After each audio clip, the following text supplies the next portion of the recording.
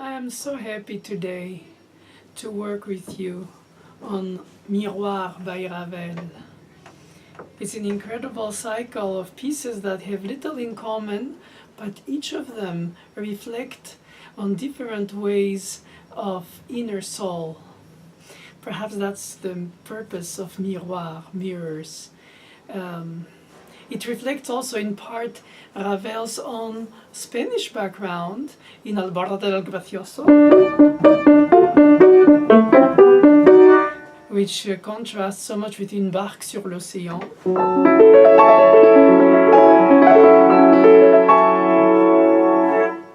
As if he's trying to present different palette for each piece, like as if it's a different style of painting, with a sad bird, l'oiseau triste.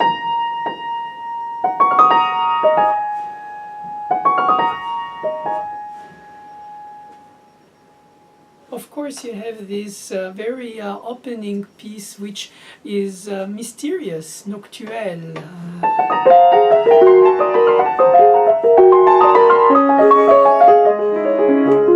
I don't think it's only mysterious in its title, it's also because it's the one piece that has no introduction and almost therefore no coda too actually.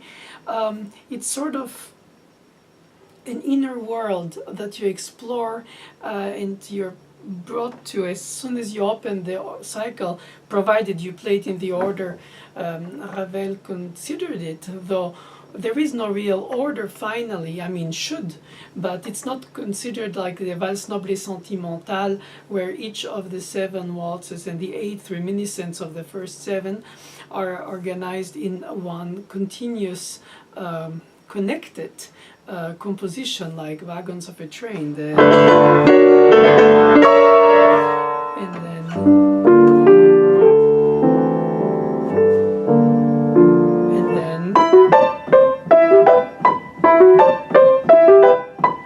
And then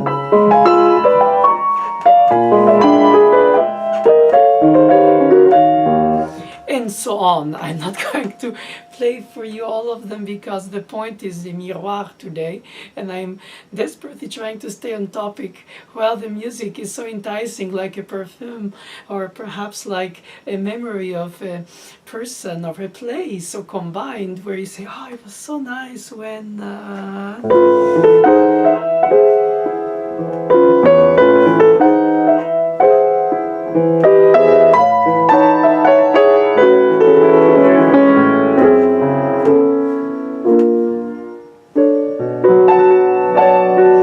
This way Ravel has when he notates the slurs to nowhere, to let the resonance be like some kind of a distant memory that comes back and in a way flows away, and it's only the essence of the feeling, of the impression on which is difficult to put words, of a moment that comes to you by the memory of the smell, of the view, of memory of things heard, of beloved voices, of people. It turns out that he was not personally a virtuoso in the sense of what we accept to be the case for Scriabin and Rachmaninoff, though he played his music himself, regardless if the reviewers and sometimes cruel critics considered in his United States tour in the later part of his short life, how great a pity that Mr. Ravel is playing his own music, as if he didn't practice it. But then again, the biological parent is not by obligation essentially the parent. It's usually sometimes more so the parent, if not the same, perhaps the adoptive parent, who matters for the psychological construction of the child. And I think interpretation is almost like an adopted parenting. That doesn't mean you love it less. Perhaps sometimes you love it more. You haven't been there biologically at the get-go. But then again, when the composer himself, in this case, was a performer, he heard certain things that came out with the piece. Obviously, he heard it inside himself, as like to say, composing is memorizing ahead. but digging it out from somewhere that is like a distant future memory. I know it makes kind of no sense. Or like when I used to reflect that when my children were born, at the moment they were in front of my eyes, then somehow they always existed. I know at the same time we can say that a great piece of music, of art, of science discovery, anything that marks our lives, that is part of our construction, we have either learned, discovered, or have been privileged to attend while it happened. Sometimes tragedies as well as the great situations, but all these constructive situations become so obvious because beyond their quality and even controversial for some, they existed. And before them, they didn't. And therefore, I think playing a piece that existed is, of course, we know as performers, we're just passing by. The score was here before us, and it will be here after us.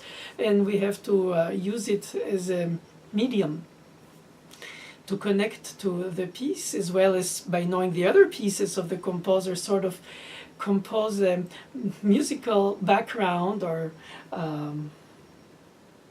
it could be musical background. I would think in the sense of a painting, soundscape, of the complete symphony of all the works of the composer, the aesthetic, evolving or not, translating or not. In this case, he didn't orchestrate all of the movements, but he did for Alborada del Gracioso, and the articulation that is very guitar-like. His masterful orchestration colorizes beautifully. The piano is more chiaroscuro, the shades, because of the nature of the same timbre, even if it's softer or louder voiced or sculpted or just brought out rhythmically or singingly, cantabaila in Spanish. The orchestral blossoming is so fruitful and it's so lush that in a way the individual articulation of each note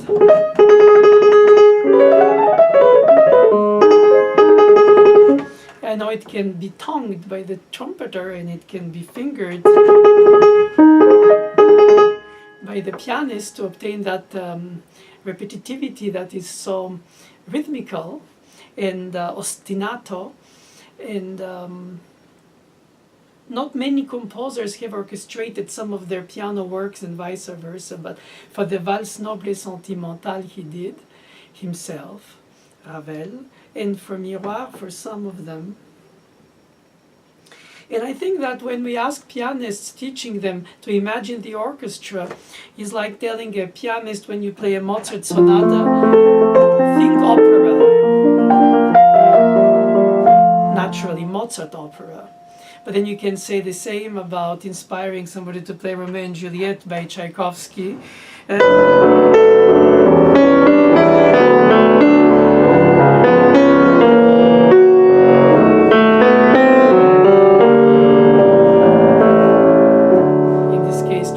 For piano, to think of ballet.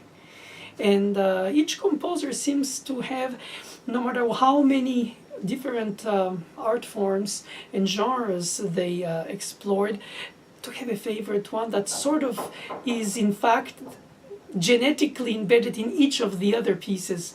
If it's a quartet in Mozart, it's still aria.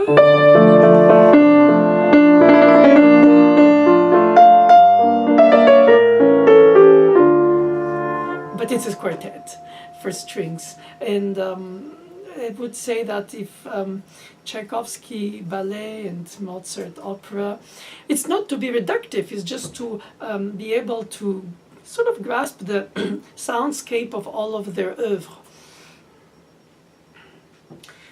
And Ravel, for sure, is a colorist with detailed, pointed, almost pointillistic details, and that starts with Noctuelle.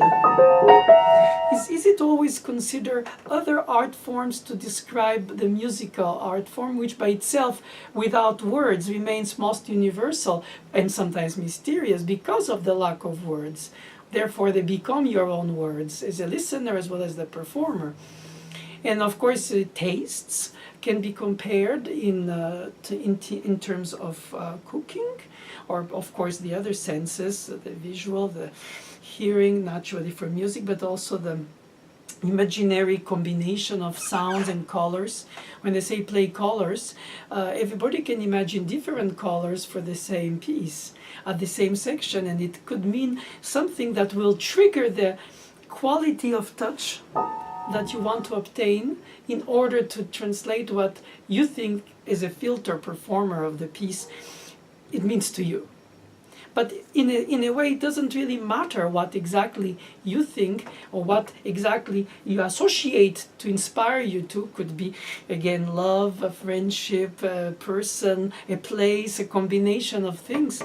And then there is the music itself, the notes themselves, the notation itself, sometimes overly detailed, and therefore the composer doesn't leave much room for approximation, even if we can add some idea of rubato.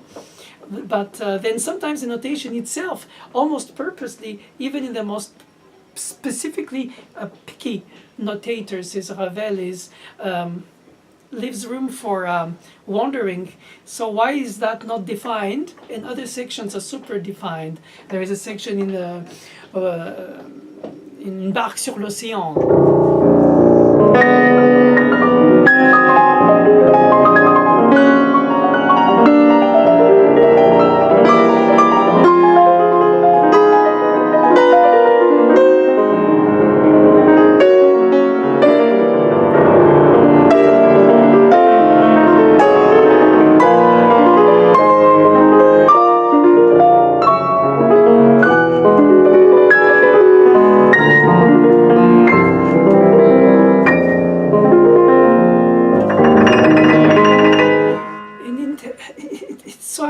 Because in this whole page you have a collision of two vessels on the ocean, and then you have the ocean in the arpeggios, and these two vessels contrapuntingly literally crisscross, collide actually in the very center in a certain collision of dissonances, harmonically speaking. And the details of each drop of the wave, so to say, each note of the 30 seconds in the arpeggio is notated utterly precisely, even articulation included. Like if you would have some 30 seconds that finish with a drop dynamically, cut, restart. Of course, you could argue pedals, acoustics, instruments might blur that precision that you can see, but do you hear?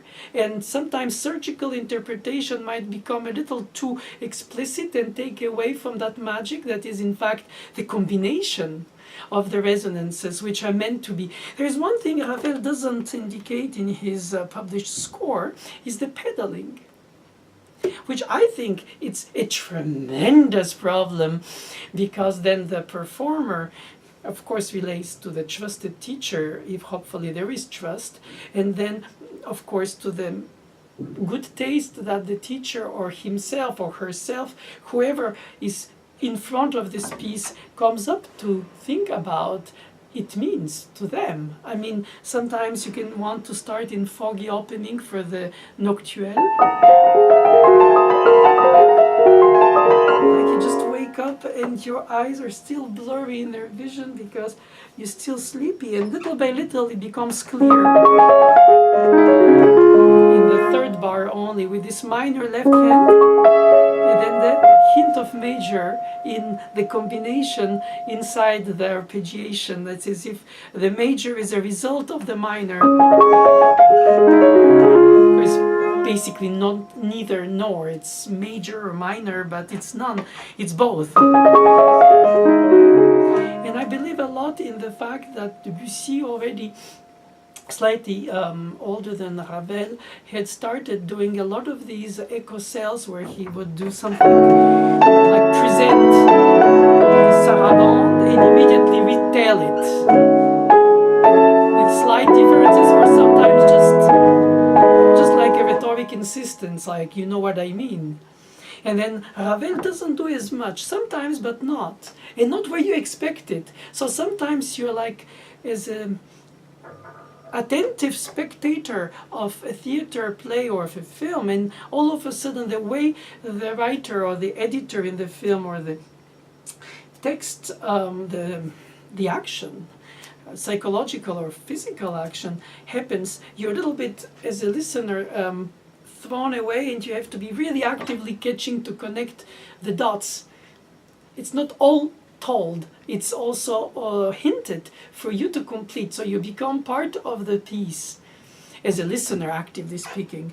And sometimes it's delicious to let oneself wander, like in an improvisation. If this opening was written aleatorically a la 70s, I could write 7 seconds of this opening bar with 4 against 3, loosely, well, perhaps completely for some bitonal, but the point is it is not fitting. Purposely, like the pieces don't fit, and they just sort of like interplay, intertwine. And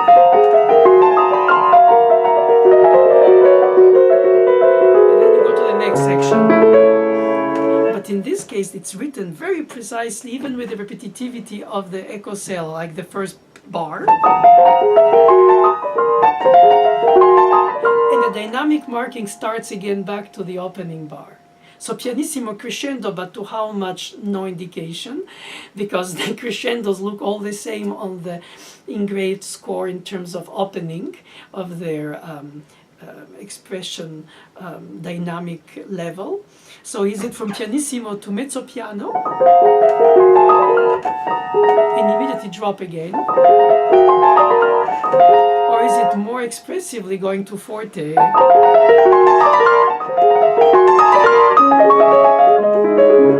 And is the non-indicated pedal then suggested by harmonic change a beat to make it more clear, especially if you think the concert hall in which you play might be too blurry? But then again, you're not here to save the piece from the fact that the piece already in its writing, even without some of the pedal indications or the amount of dynamic levels in terms of percentage of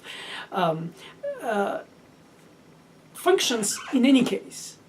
So it's like you're not responsible for the architect of the building, acoustically speaking. You're going to change that. You just adapt to it with whatever you can adapt with the monitor ears. The inner ear suggesting what the notes spoke to you, and the outer ear monitoring what you produce in reality. And sometimes the gap is too big and you're disappointed. Say, oh, it doesn't sound like I want it.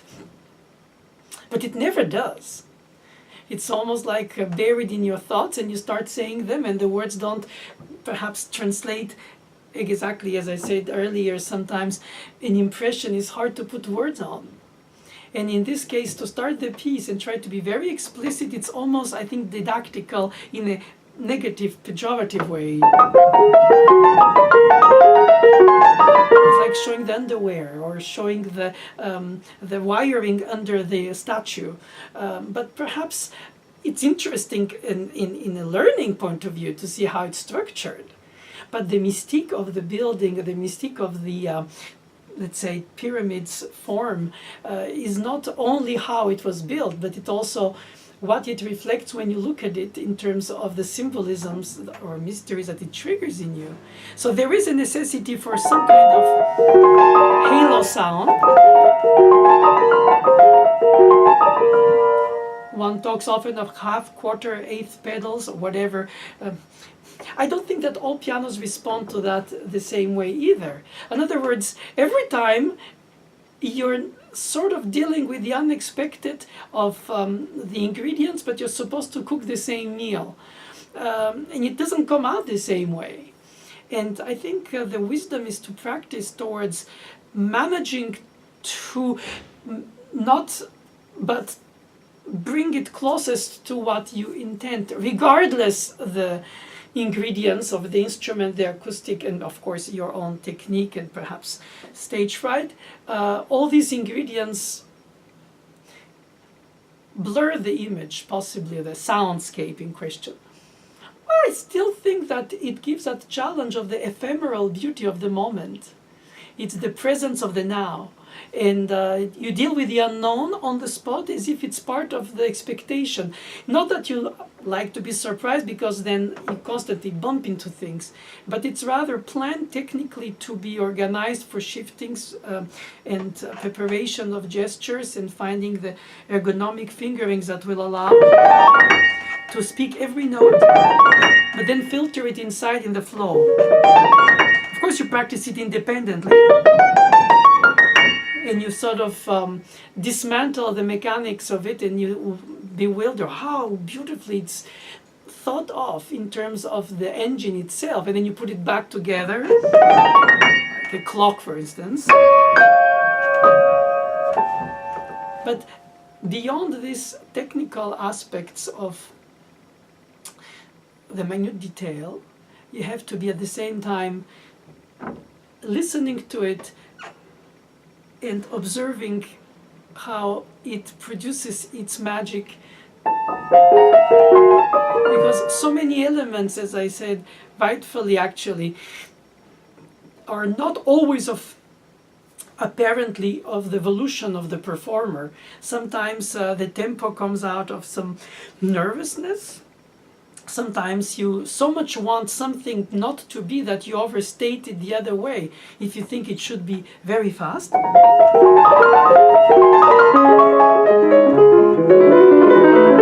it has the beauty of some kind of blur, but in a way something extremely difficult or impossible to catch. It's almost escaping you constantly. But if you take more of your time and you start sort of displaying the 3 against 4 in a way that they settle well on each other, almost like butter on bread, then it enters in your palate when you eat it, and all of a sudden your taste buds combine the tastes, and then it goes through your brain neurons, and you start smelling it and you feel it. So it becomes an experience that is sensorial at many aspects, not just one, not just the notes, not just the resonance, not just the pedal, not just the tempo, not just the meaning of all of it, if there is any one. Sometimes it's changing meaning, especially here it's so impressionistic that you don't know what exactly it means. It doesn't represent one thing, even if the title is explicit when you open.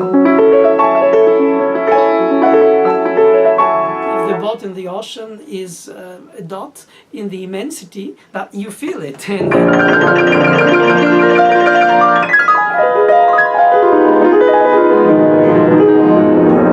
this is very much more section in the piece where the music is relatively obviously descriptive. Whenever here it's more cryptid. The lonely song of the sad bird. Sad, lonely, probably connected in the mood, and distantly, in a distant echo.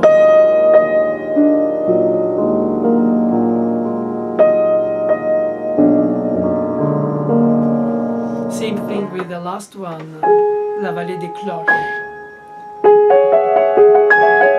So you hear the bells in fourths, no major, no minor, like fifths.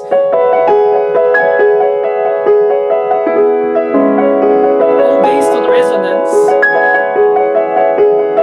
In a minimalistic or pre-minimalistic for the time period.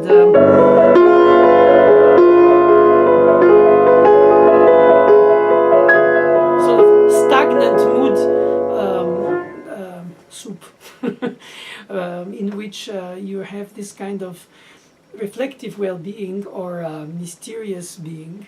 In other words, not always action active, but sometimes just observing and mood setting.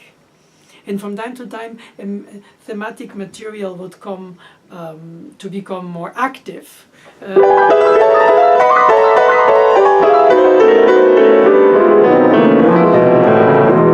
Imagine the feathers of the bird dropping on my head after the bird flew, or the birds flocked away like a flock of, I mean, of course, again, music can always be reflective of something else in terms of our imagination, because we are humans and we have expressions and we have thoughts and we have feelings, and sometimes we have this sensorial situation where different senses are involved, to reject or to like, but in both cases it's very intense.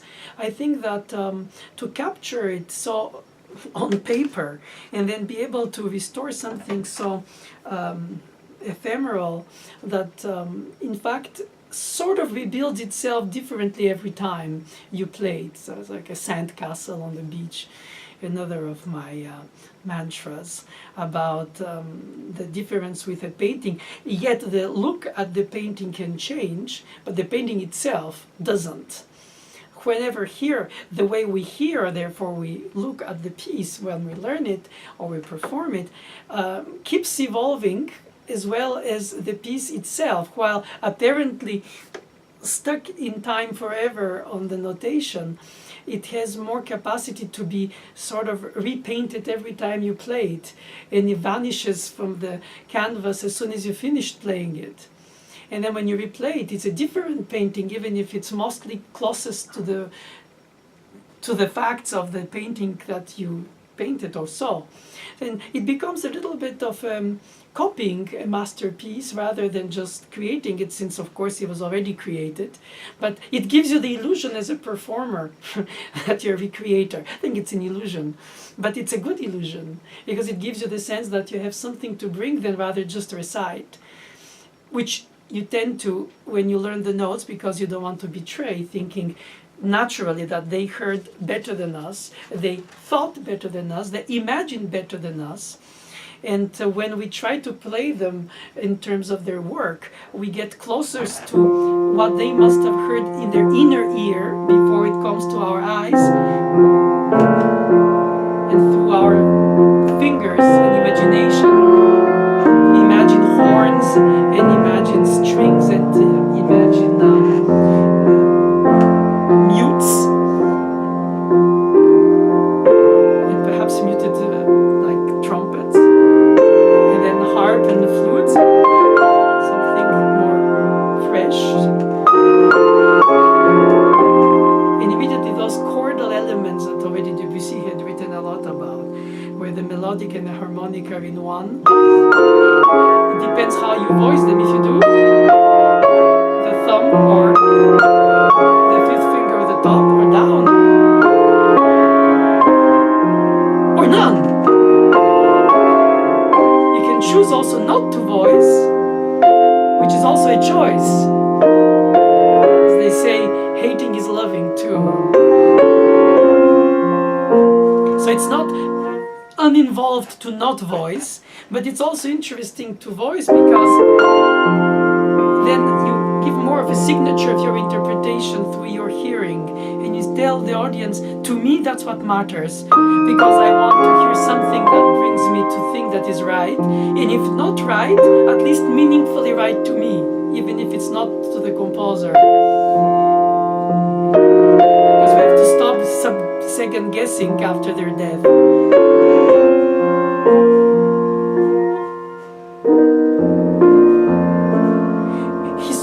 The bass placement, the pianissimo resonance without to hear the entrance of the sound, but then just the resonance of it with the result of a sort of a imitation of a sigh, and then the chromatic thirds that are so mourning, and then an uninvolved musically perfect fourth that is nor major or minor, and these thirds chromatically suggest psychologically something very tortured and mournful, and those basses, ostinato, don't fit on any of the melodic notes. They're placed in a hemiola, always between the beats of the right hand, and the chromatic thirds.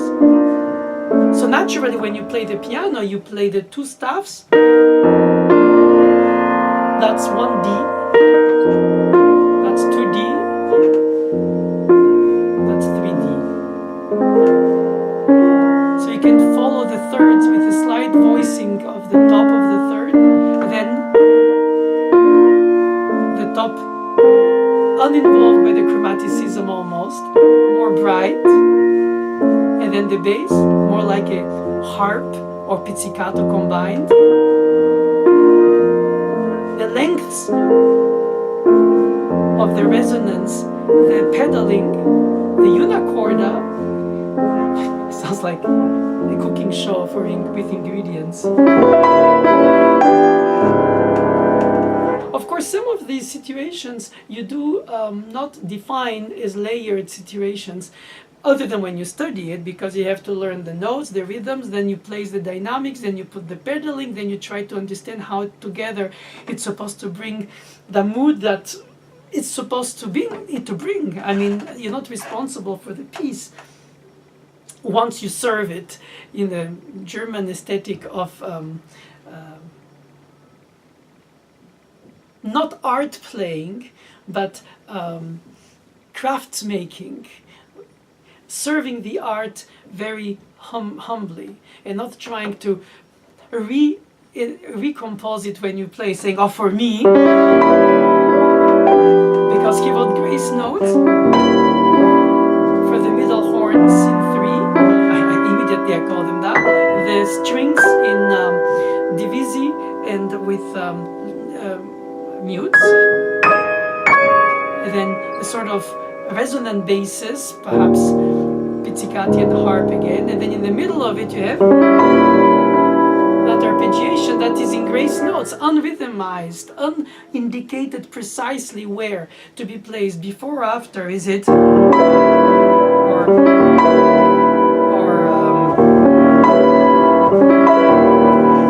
In a way, because it's dissonant or bitonal between this and this, in an orchestra you could have it played together. But then on the piano, the mystique of this kind of unveiling the smells or the tastes of the different, I was going to say taste for the flower, but let's say the smells of a bouquet, combining specifically certain flowers so that together combined they bring a smell that becomes something enticing or unforgettable. If he had written, it would be harmonically in the same, but and those dissonances therefore need some kind of resolution. He sort of erases the canvas with some kind of quick group of notes and goes back to it, as if to go further in his thought process or memory ahead in composing, digging it from inside out, but never completing it. It remains an embryo of a thought. Oh, perish the thought. And I think this kind of music allows for the listener to complete what the composer purposely only hints. It's less explicit in a formal first Viennese school. Then again, it's all relative, but still in comparison. Here it's more about this kind of essence of moods. And that is something difficult to translate, even in words, let less in a foreign language words. But I think ultimately triggers much imagination as sensitive psychological attuning.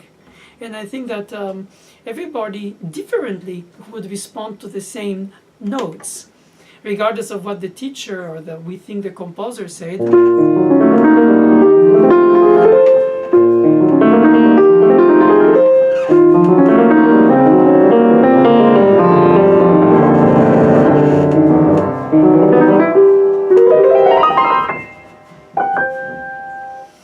The beauty of it, I think, is that, yes, it's written with bar lines and detailed rhythmic indication for the placement of each detail, while when you hear it, thankfully, hopefully at least, I think, the listener doesn't hear the bar lines. But in a way, this improvisatory impression that the performer has to supposedly sort of translate to the audience as if he or she is in the process of, in fact, sculpting it in front of you in real time. It's like good actors who replay the theater play for each representation, and every time find the right tone of astonishment or disappointment, even if they know it's going to happen. But it's faked because it's artificial, while in the storytelling it has its truth. And the beauty of these pieces is that they always reveal themselves to you in terms of their proportions, not the details only. For instance,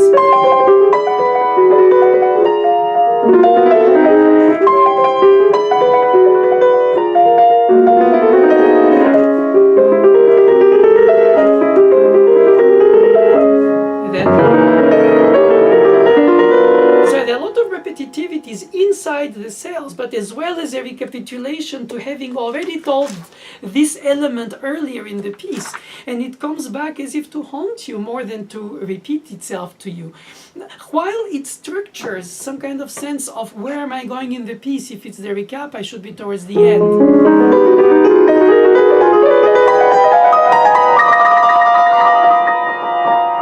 Every time he wants to write something that is not defined, you wonder how much. It's a tremolo orchestral style with a fermata, and then after that all the notes are super detailed, out of pedal, just to hear them. When it becomes with the pedal, and if you voice the tips, and then if you don't, it's a flow. But it's so detailed in notation. Whenever this tremolo is not notated, how long? So it trusts you too. Not very often as a performer. I don't think he trusts all the time, but then all of a sudden he does. It's almost inconsistent of the teacher's point of view, because we try to always justify, explain, and say because of this there and that because of this there. You could, but it becomes doctoral and a bit... That again, it's a great quality, but in this case I use it purposely or provocatively, pejoratively, because I think that it becomes pedantic. You don't want to be guessable. You want to give the impression of spontaneity. And even if it's a artistically staged, faked spontaneity, because you know that you've studied it, you still give the impression that you're still wondering, where is he going? I know where, but I'm gonna pretend I don't. And I want to be believable, rupture of disbelief for the audience, who would say in the beginning, anyway, all that is just written. It's not live. But sometimes fiction and life can mix, and sometimes life is more unexpected than fiction. Sometimes fiction reflects the unexpected of life. And probably the combination of the two leaves us so close to it, because it becomes meaningful to us at our individual level, regardless of what it represents by itself. It's just my life.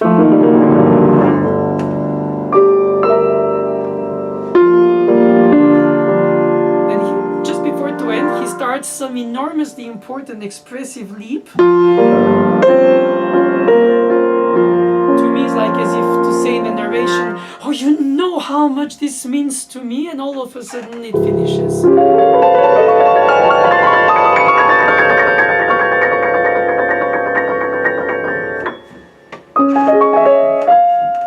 And it fades away. And so you feel like, what was it that was so important? And then, I don't know. Where? And did you hear it? I don't know. And then it's no more the memory of having heard it with a thematic material that has grown in you, beyond the moods that have grown in you from the performing, through the understanding of the performer. You as a listener remain at the end of the piece with a mood, something vaguely passing in the spiritual sense of the word, something like soul that you cannot catch, or that you attempt but constantly escapes you. And this 3 against 4 going fast in a chromatic bitonality so well identify with that mood. Everything is done to be organizedly blurry. And it's up to the performer, since especially for pianists, the pedal is the essential blur system. Sometimes is an insurance against wrong notes before they happen, but that's a little bit of a joke. Well, unfortunately, often the case. Or the unicorda covering some tracks because the sound is more rounded and less exposed for each detailed note. It's like makeup, not to show that we have a bump here and there. But in fact, through the performance, you unveil more of who you are through the piece of somebody else, even if you use some of those artificial effects of the instrument itself to convey what it means to you, but in this case it remains mysteriously unfinished in its explanation. And so you don't need an explanation, or you shouldn't. You should just remain at the mood set and just say, oh, I don't know what it was, but it was something. And you don't always have to put words on it, let less as a performer. Now when it's more specific, like oiseau triste, and I mean by specific is indication of the accentuations and the effect of echo.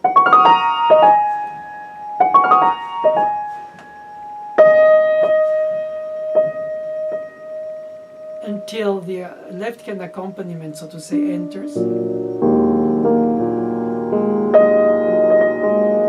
You imagine that the opening is totally rhythmically free, barless, like a bird flying.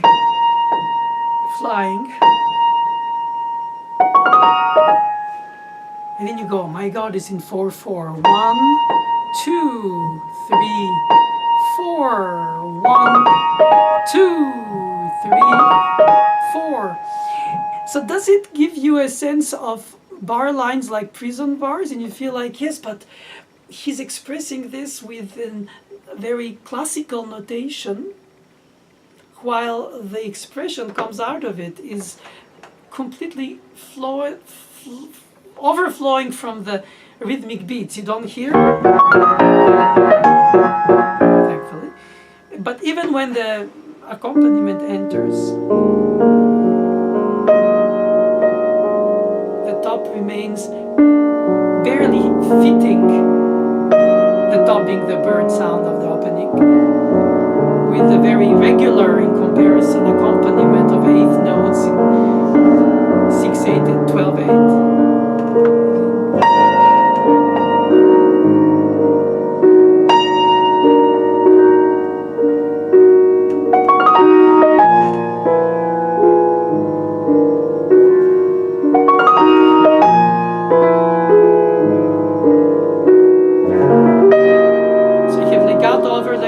Resonant legato, layered articulation, clarity,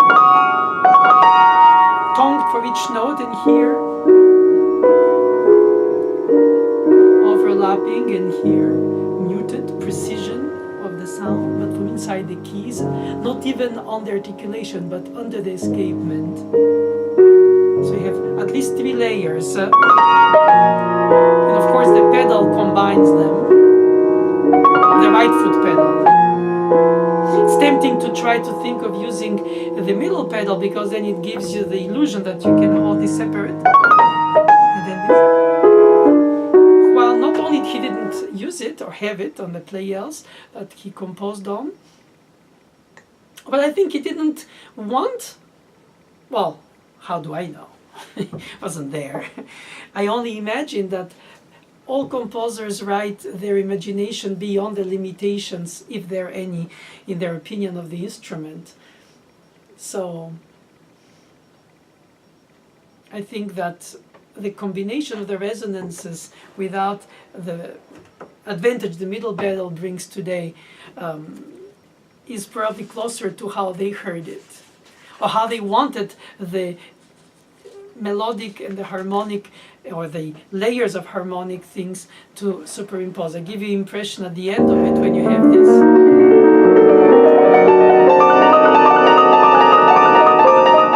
You could imagine that this fifth A flat, E flat double ostinato staying. And you can use the right foot pedal just for the harp, and then you have this pizzicati resonant in the middle.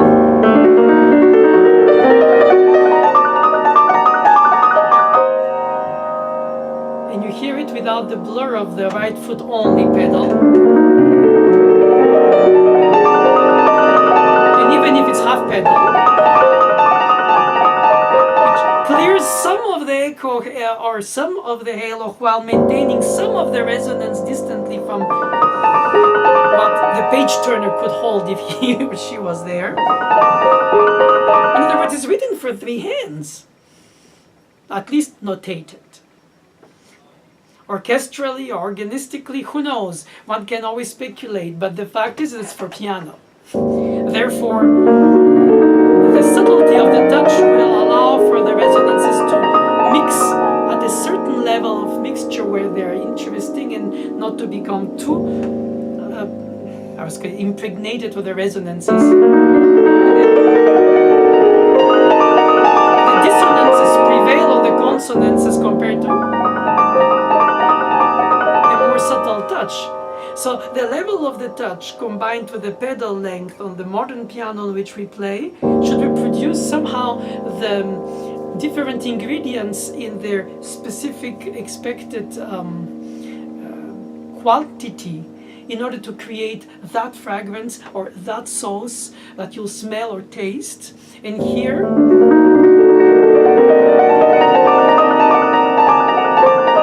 it's almost as if he tries to imitate the natural harmonics of each of the tones.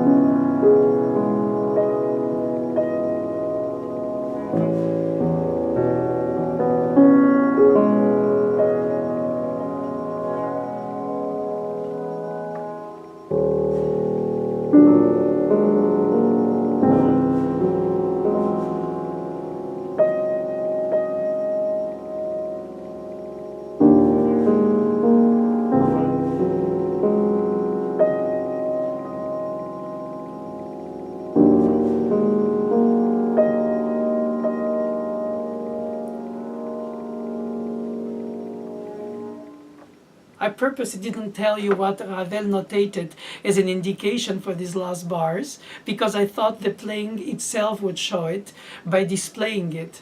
He says, sombre et lointain, encore plus lent, perdendo. So dark, distant, slower, and disappearing. So you wonder, why so many written words for something that the music itself clearly fading away with this repetitivity of the echo cell, and then suspended, almost unclosing in terms of a closure ending. You don't have that. So it's fading away. But I think that some composers tend to redundantly explain it in words, just in case somebody would think it's... And perhaps it could be another piece at that point. My teacher used to say, if you don't like it the way it's notated or indicated, then write your own, but when you play his or hers, make sure you play it fully. And sometimes it's difficult to do because our wild second guessing brings us to do something that musically might have been a nonsense for the composer, but makes sense for us, especially if it's an instrument that has evolved and on. in Une barque sur l'océan, you have this arpeggiation that is so beautiful, like a pearl necklace. Each pearl and the necklace. Or each drop and the wave.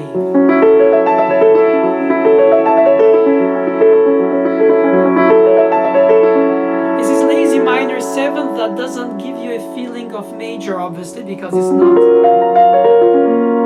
It's minor. Minor, because in the right hand you have mostly the relative major of F sharp minor, A major, and F sharp minor in the left hand modal, be it. That kissing of the tip of the wave in the left hand on the minor second of the right hand. So organized to just touch on the tip and create that resonance coating.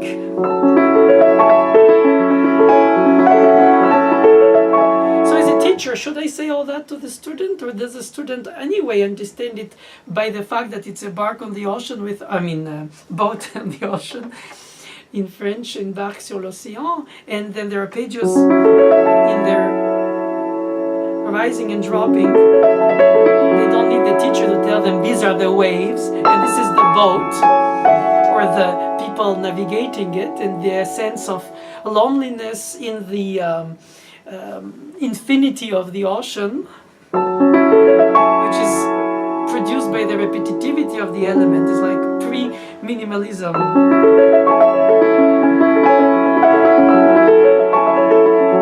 From time to time a melody seems to appear as if you see something on the ocean that is faintly there, I think, or I suggest, but he doesn't suggest how much.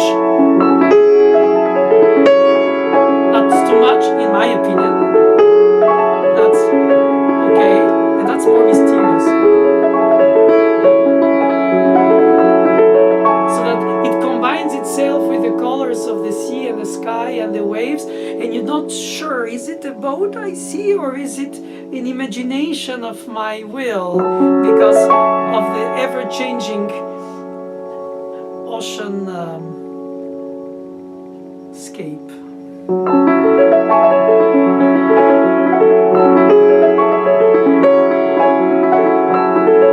And of course the problem with the right foot pedal is that it's redundant because you lift all the dampers of the piano, so each time you replay the arpeggio, the resonance remaining of the one before the decay is rearmed again. A bit like the wave that comes and dies on the shore, it comes back with the next wave, and it creates that sense of continuous arrival on the shore.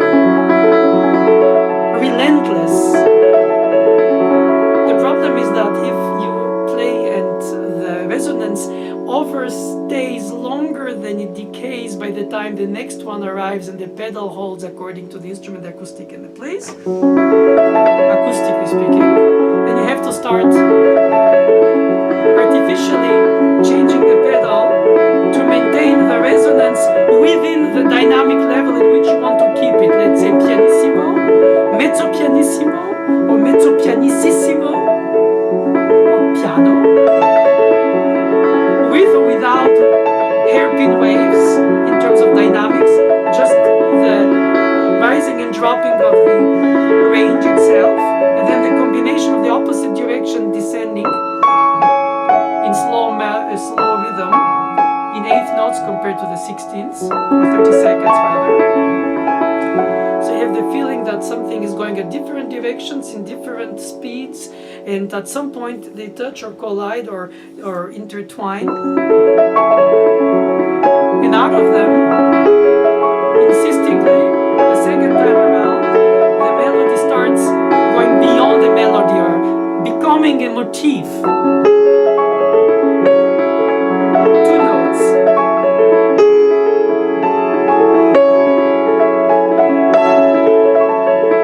You don't have, obviously not the Marseillaise, it's not a theme that has to appear like out of the ocean as some kind of a revelation. It's more about almost a mirage. Did I really hear it? Did I see it? And it's rising above the ocean, but for very little.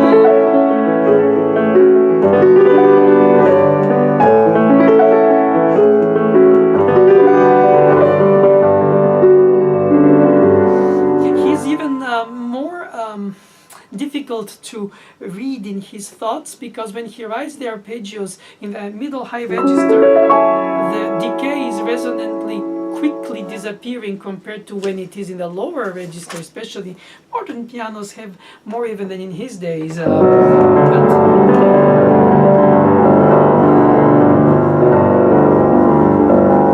if you play without the pedal, you can have a chance to hear the exact distribution of each note for the arpeggiation that he chose rhythmically. Not each beat has the same amount of notes, so it gives the impression of just the wind bringing some waves in one direction or the other, though it's notated very specifically. So if you don't put enough pedal, it's too explicit. If you put too much pedal, it's too blurry. Could be the wisdom for why he didn't notate any, leaving the performer to find the equation between the halo sound and the precision. Or is there a technique to bring just the top notes of each arpeggio?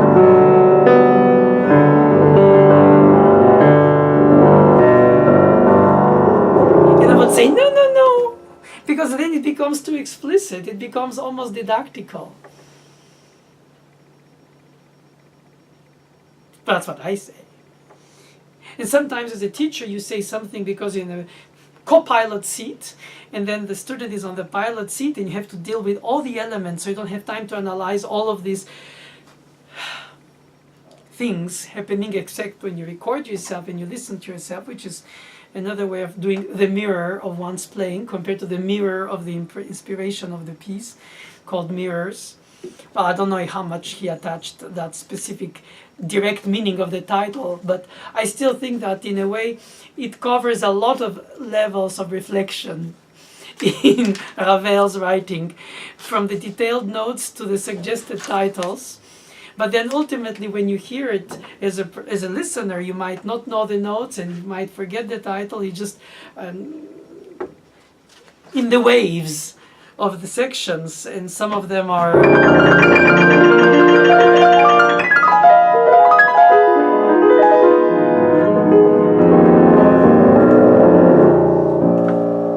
dropping in an obvious step system, and sometimes it shouldn't be that obvious as I just did. It could be just more.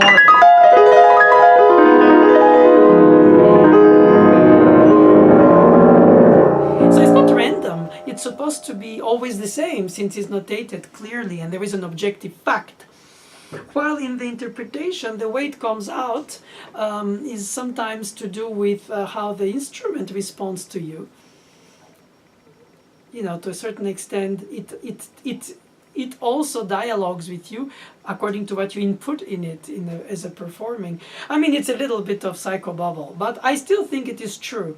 We have to live with the expectation of doing what we want, and then somehow accept as it happens, and at the same time deal to bring it to its max for the ephemeral moment of now. And when you practice, you repeat, and when you perform, it's one time. At least in concert recordings, you can take it again.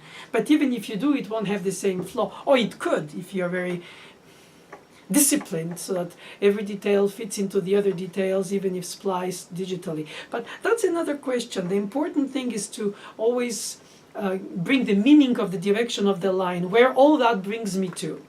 Does this wave drop me this, or does it just drop me just there? And does it allow me to bring it to the next section, like the middle section?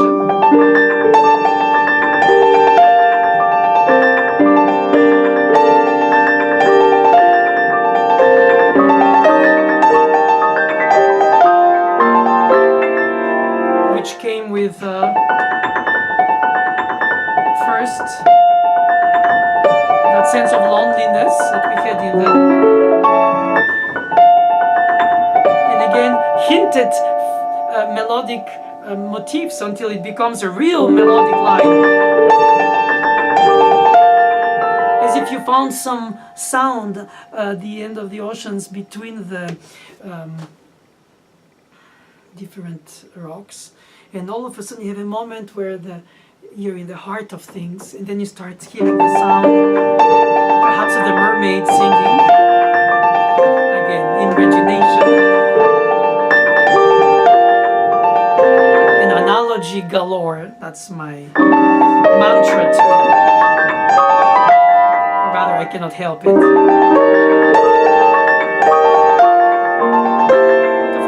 Students who I teach to, they already imagine themselves. They don't wait for me to tell them, think of this as the song of the this or the song of the that. I mean, it's reductive to say it, and I realize it just by having done it now, how much the music is more beautifully, it's a plenitude of completion without to have to be explicit.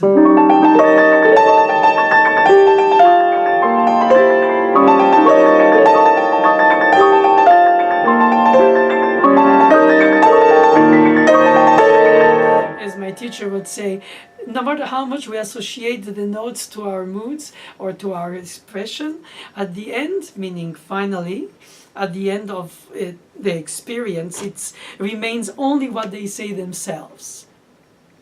In other words, the music expresses itself, even if while doing so it expresses a lot of things that we, by analogy, inevitably bring to our own psyche. Is it be a reduction compared to the original piece because it's just to me, but at the same time I am the one on the spot doing it, and somebody else will do it after me or is doing it at the same time somewhere else in the world.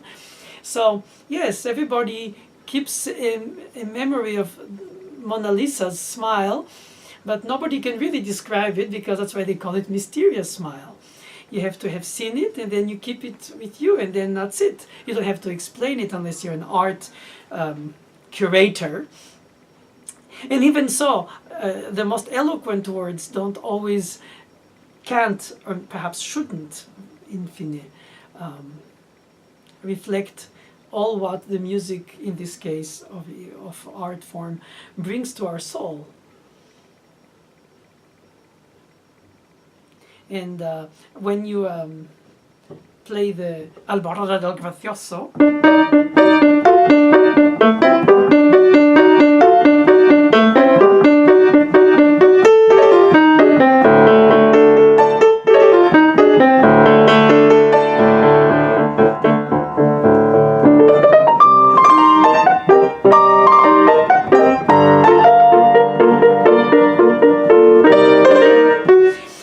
say that is folkloric. Of course it's folkloric.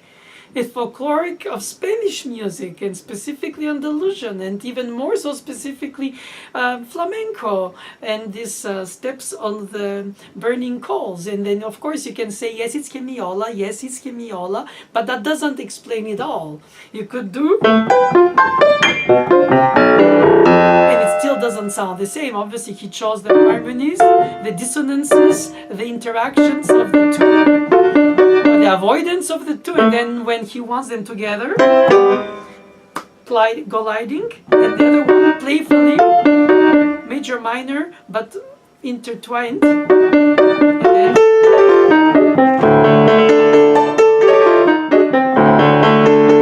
the Spanish baila, for ballet, actually from which it comes, from Latin, dance.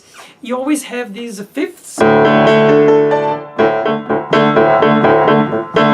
rhythmically, like castanets, ta ta ta ta ta ta ta ta ta ta ta. So it's a lot of the rhythmic aspect of the piece, and then the canta for the singing, from cantata, cantare, chanter in French, of course, is mostly in the melodic line. It exists in the opening also. I was going to say, obviously, in the cante hondo of the sad song, the complaint, I say it with a smile, but it shouldn't be, the complaint. In fact, the morning song,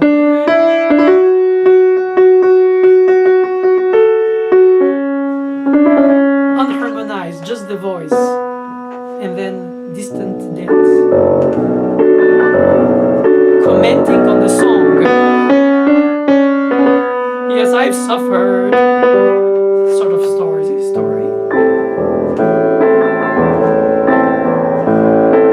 And in distant echo, the rhythmic aspect of this.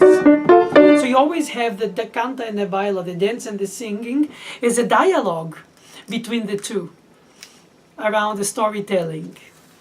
And the fact that it's identified modally and rhythmically to Spanish folklore makes it much less mysterious than this or this.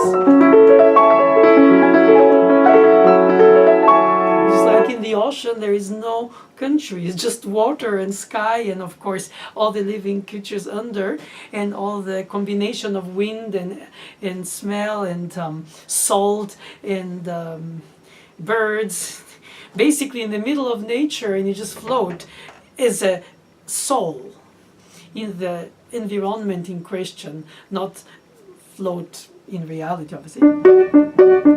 Whenever here,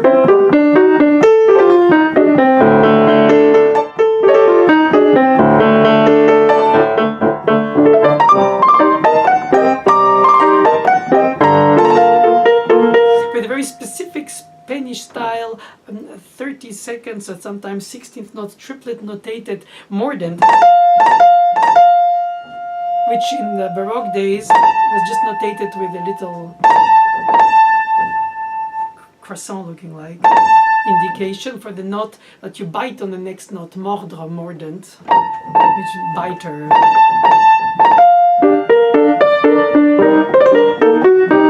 So you have some larger and then some tighter, but you define which one is which according to the dominant tonic or the kind of centered tonal indication, if it's not always clearly so. I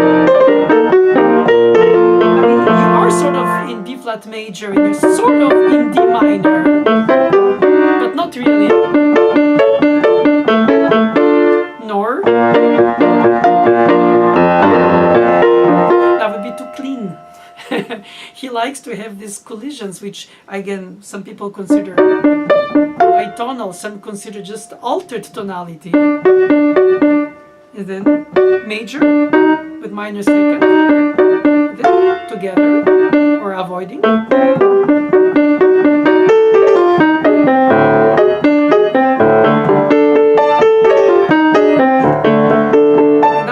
Bouncing rhythmic danced element is so obviously more so because I think in the resonance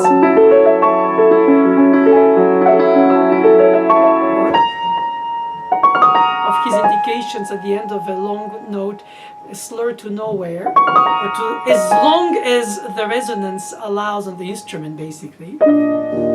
Here is as short as you can shape it.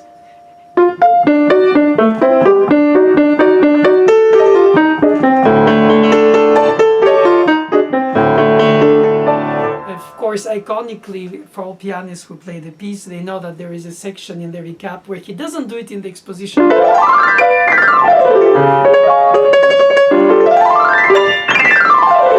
does double thirds, or thirds in meaning double notes in glissando, in thirds in fourths,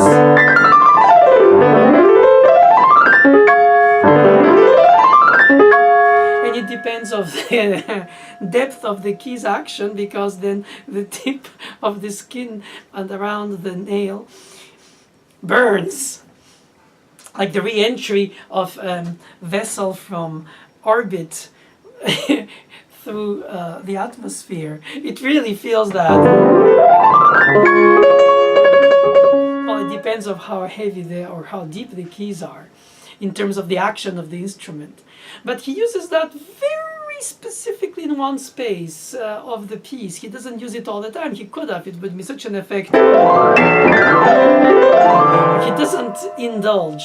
And that is a great moment because, first of all, for pianists is a moment they always naturally, they being us, I am part of them, always worry, fear, just because it's awkward and painful. more awkward than painful, hopefully, because if it's more painful than awkward, then it's really a problem, physically speaking. But because you cannot really practice it too much repetitively without to really get pain. You cannot just redo it 20 times in a row unless, I mean, even if you have band-aids. And most of the performing studies, for piano at least, is repetitivity. So this is kind of section you cannot repeat too much. So you have to sort of conceptualize more about the weight, the direction, the speed, in order to glide and not get stuck because of the keys' edges in the speed. But he only uses it in one section. The rest he uses some of the repeated notes by 5 or by 6.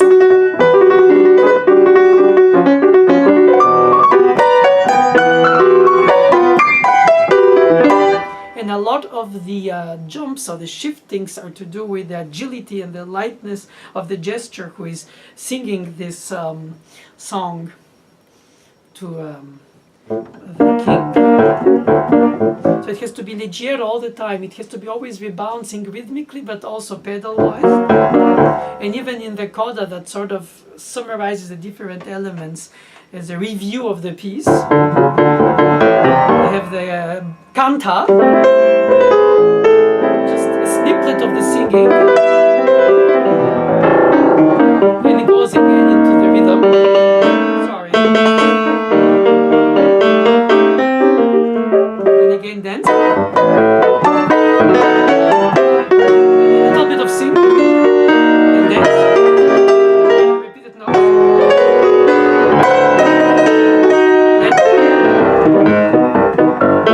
Prevails in the rhythmicity like in the bolero. Obsessively, and obsessivity, that's part of the style. If I didn't miss that G.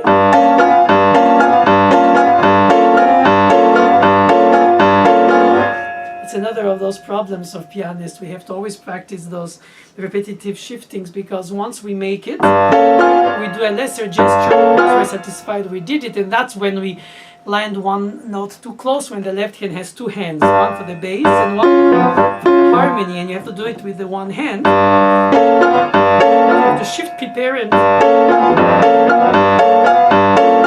it's less fun than just to hear it, but it's part of the attentive cognitive memory gesture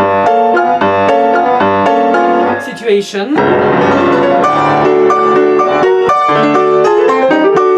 And of course in the orchestration you hear trombones with glissandi, and you hear strings, and you feel like you have 6,000, 100,000 colors, and the piano has one. So it could appear dull, or 1D. But in fact it's not. I think the articulation and the resonance is already a color, or contrast of two colors, and then comparison is with the orchestra. You can voice one out of the three, horns if they were, and then the violin.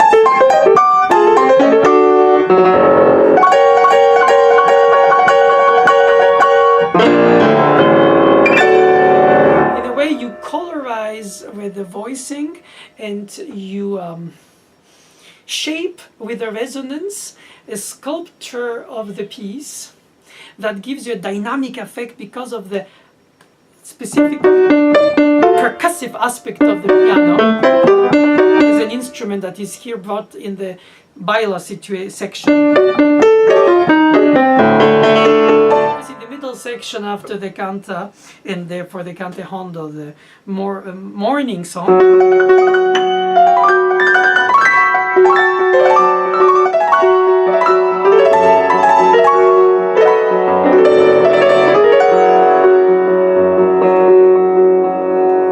The dancing part disappears and becomes more around the singing part, and you hear this luscious harmonies, which don't function as a dominant seven that each of them is in terms of tonal system. It's not it doesn't go anywhere, it just stays where it is. And the harmonies are there only for coloration and for, like exactly earlier when I said it's a bouquet of different flowers that bring a general mix that gives you the illusion that you have some kind of superflower, which is basically what an orchestra is when you combine the strings, the winds, the woodwinds, the brass, the percussion. So yes, it is more colorful. I mean, nothing will replace the orchestra.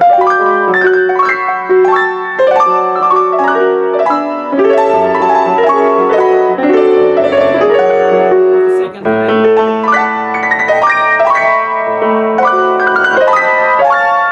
First time, I forget in which direction they come, since I play only snippets, but both times the harmonization is on different tonal centers, so it does have its own different color for that too. In other words, a lot of the expression is also in the harmonic and range and melodic choices of the composer. Sometimes in F sharp it sounds one way, and I believe in A different way. Even if it's strictly the same transposition of the element, but it's colorized differently by the color of the tonality. Color is again a general word that it doesn't really specifically explain what it is. I would say the mood. I would say the impression. But then again, everybody can say what they want, as long as when they play it, they translate the fact is different to them, or it appears to talk differently to the performer, therefore in the translation to the audience.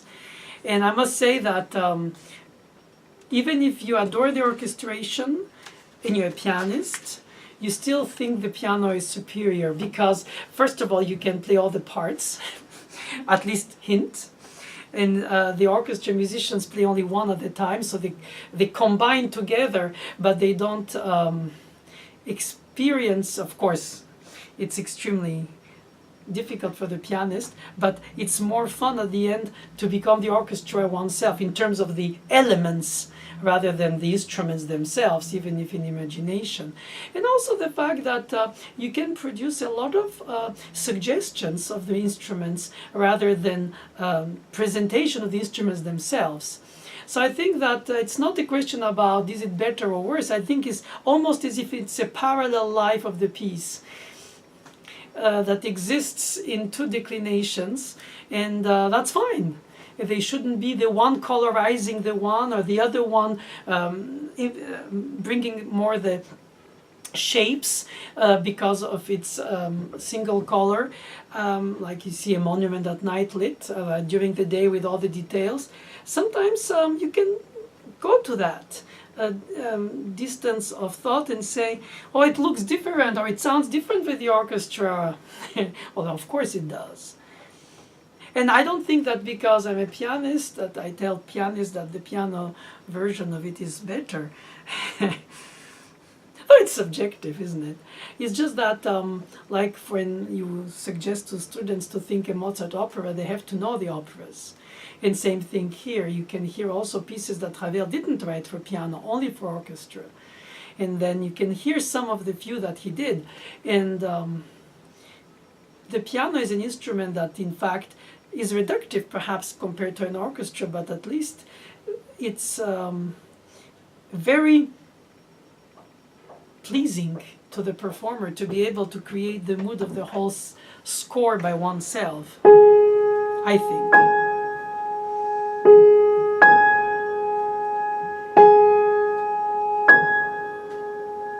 So the fifth unrelated piece of this cycle is La Vallée des Cloches.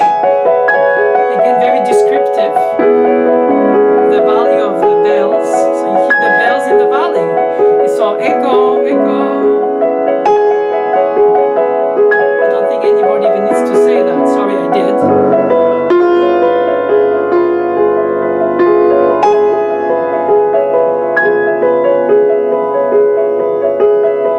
And the right hand's 16th notes for me are like completely pre-minimalism.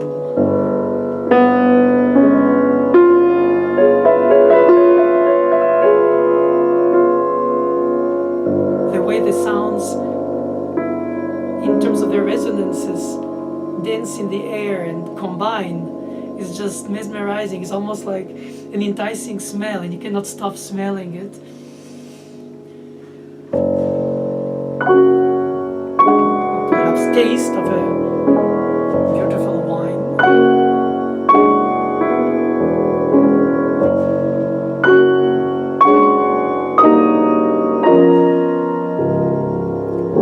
Using all the spectrum of the piano in terms of the ranges, and then in the middle of the piece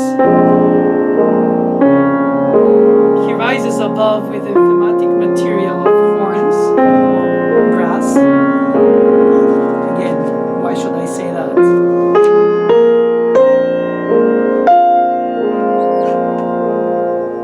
He almost evaporates the accompaniment to leave the melody alone.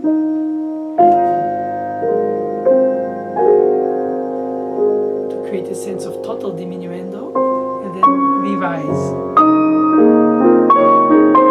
Again, 2 against 3. With a single pedal.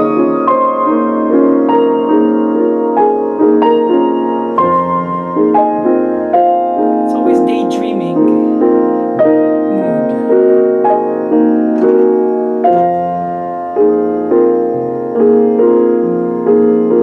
Quasi-static, even if it's written in exact bar numbers and bar meters.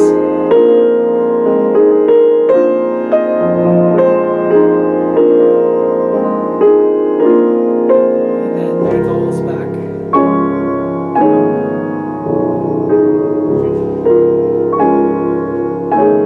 I'm sorry, I'm going through the piece because it's not a performance, but it's the suggestive different elements until the end that I wanted to display for you.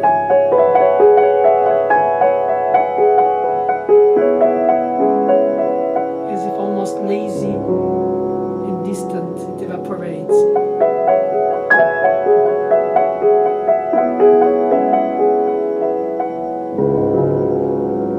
And again, the 4/5, like in the opening, when he uses these not to be major or minor.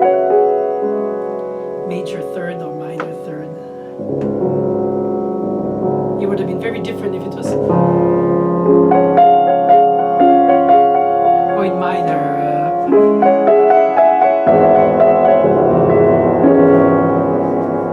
That wouldn't be bad, actually.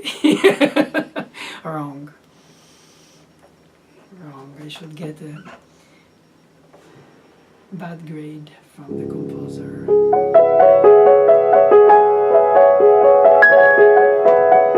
Sometimes suggesting the opposite is devil's advocate. To notice how incredibly beautiful, meaningful it is to be undefined major minor by showing how it could have and it wasn't meant to be. Perhaps it's a cheap tool to teach with, but I use it.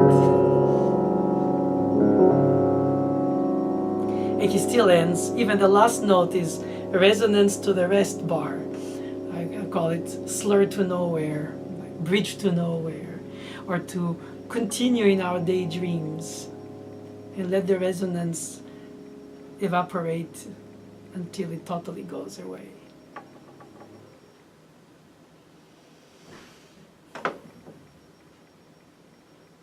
Thank you.